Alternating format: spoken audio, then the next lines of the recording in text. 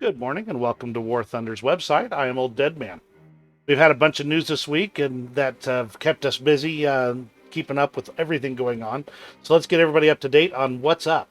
First up, we had the testing of a new PvE mode for tanks.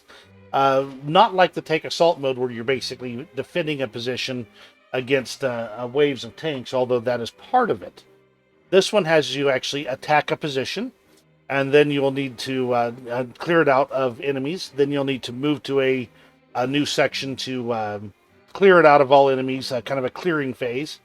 Then you'll have a defense phase, sometimes in a third location, even on the same map, where it'll actually progressively guide you through those stages. It's a tough one.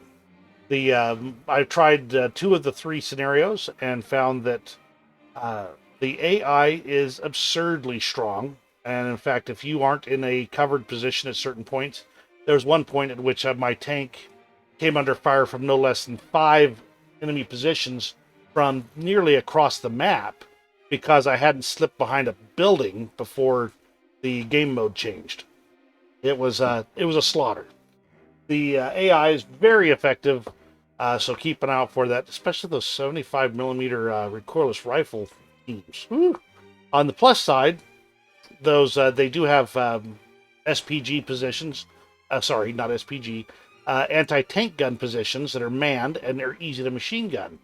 They also have tanks that are fairly tough, and the AI is actually pretty stupid. But once they get you targeted, you are going to take every round from everything that can see you. Will start flying your way. The mode is only for a total of 4 players, which you'll need every single one. All of the matches that I experienced, only one, since you only get one spawn, only one of the 4 tanks managed to make it to the defense stage, and in none of those cases did we actually win. It would have to be coordinated tightly and cautiously in order to actually succeed at the game mode. I'm certain that there are many people that have done it. It's just without being able to know the scenarios very well, you're pretty much wide open against a huge force. So it was interesting. I think they're going to have to tone down the AI a bit, or it won't be able to be played by anything less than a closely coordinated squad of 4. So that'll be interesting. I've got a little bit of footage from that I've tossed in as well.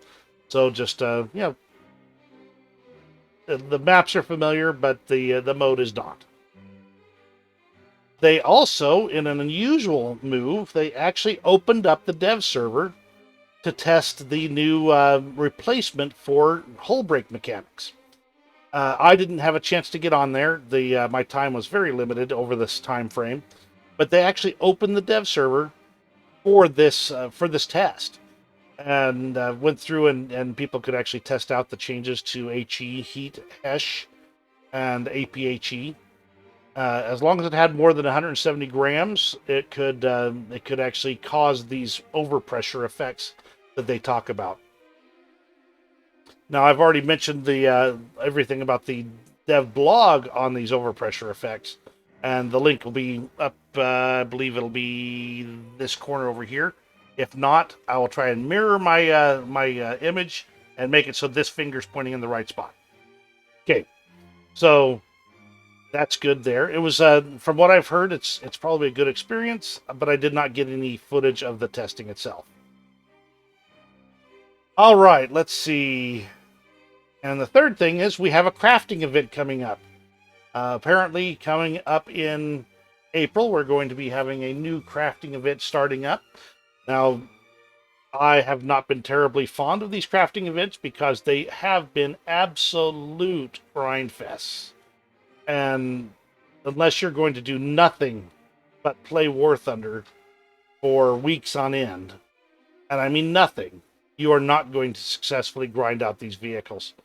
I'm sure that certain YouTubers will be doing a grinding, actual grinding event where they're going to be showing everything they have to do to make it happen. And we'll see if the drop rates for the whatever components are going to be there will be effective.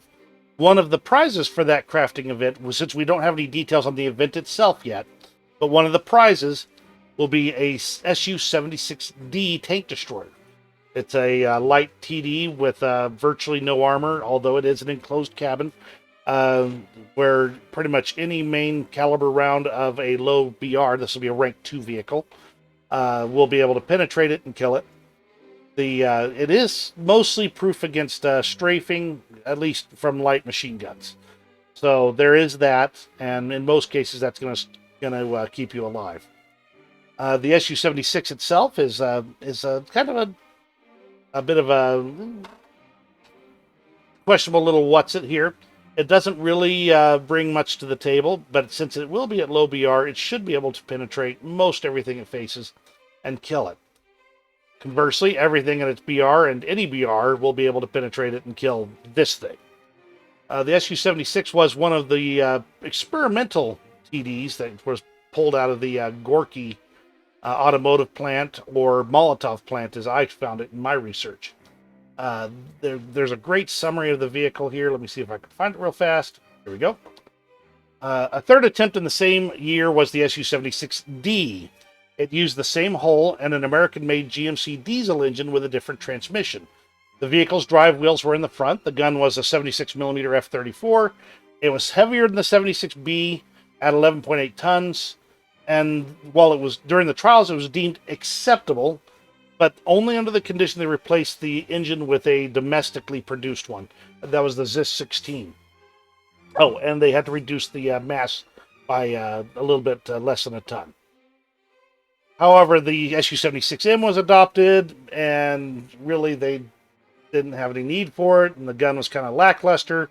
It ended up going nowhere, and really just didn't get off any further than the prototype, basically. They were perfectly fine designs, but the car engine that they stuck in there just really couldn't hack it to keep the thing moving. The 110 horsepower diesel engine did get it up to 35.8 kilometers per hour, but with an average speed more like 27 kilometers per hour.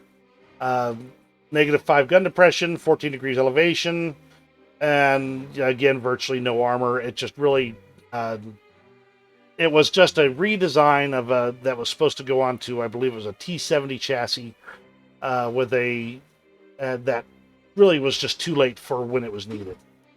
So at low BRs, it should be at least usable, but considering other of these TDs we're seeing, I don't expect it to be stellar. It will be a premium, though, so you've got some research options coming that way. And that's everything we got for this week so far. If anything else comes up, we'll let you know. Rank 2, crafting event, TD, low tier prize. We'll see what else they have coming for us soon. Have a great night, and we'll see you next time.